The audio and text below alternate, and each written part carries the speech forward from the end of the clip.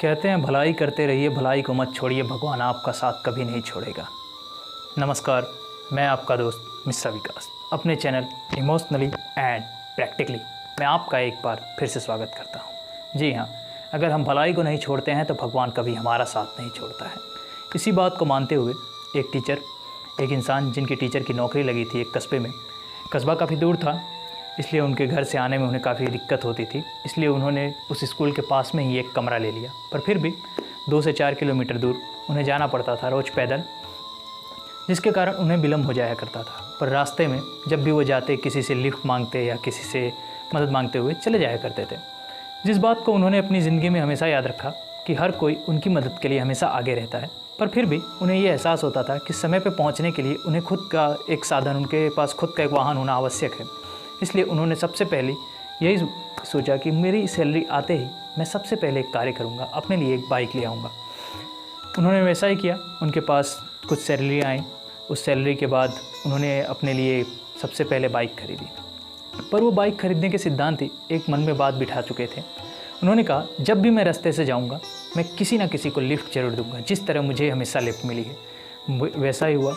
हर समय वो किसी न किसी को लिफ्ट देते, या कोई पैदल जा भी रहा होता, बुज़ुर्ग होता, बच्चा होता, आदमी होता, कोई भी औरत होती, हर किसी को वो लिफ्ट देते चलते थे रास्ते में, जिनके कारण उनकी बाइक को सब पहचानने लग गए थे। उन्हें सब पहचानने लग गए थे। हर कोई कहता है कि एक बहुत नेक दिल का टीचर है जो इस स्कूल में पढ़ाने आता है, वो रास्ते पे किसी को भी पैदल चलने नहीं देता, अपनी गाड़ी पे लिफ्ट देता है। कुछ दिनों में ऐसी पहचान बन गई थी कि लोग उनकी गाड़ी का इंतजार करते और ये कहते कि इस गाड़ी पे लिफ्ट मिल ही जाएगी।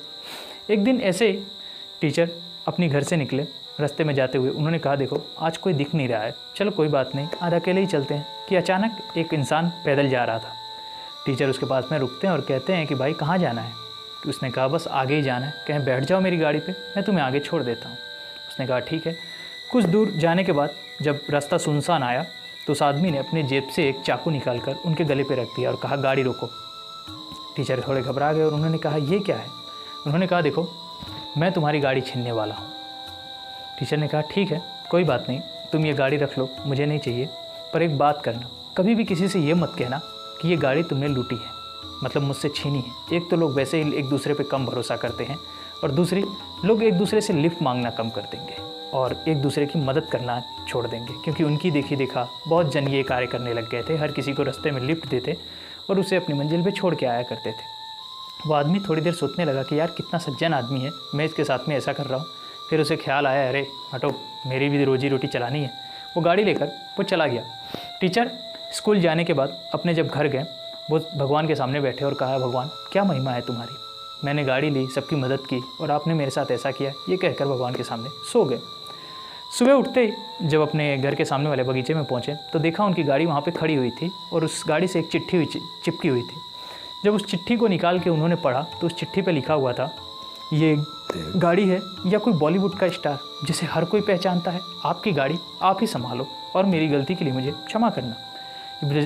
दरअसल वो चिट्ठी उस चोर ने ही लिखी थी और आगे लिखा था, टीचर मुस्कुराते हुए पढ़ रहे थे, उसमें आगे लिखा था कि सबसे पहले मैं जब आपकी गाड़ी चोरी करके ले गया और मैंने जाके कबाड़ी वाले को बेचा तो सब लोग, उस कबाड़ी वाले ने यही कहा कि ये गाड़ी तो उस टीचर की है, तुम्हारे पास क्या कर रही है? जैसे तैसे बहाना मार के मैं आगे गया। दोपहर हो चुकी थी और दोपहर को मुझे भूख लगी। मैं हलवाई के वहाँ गया।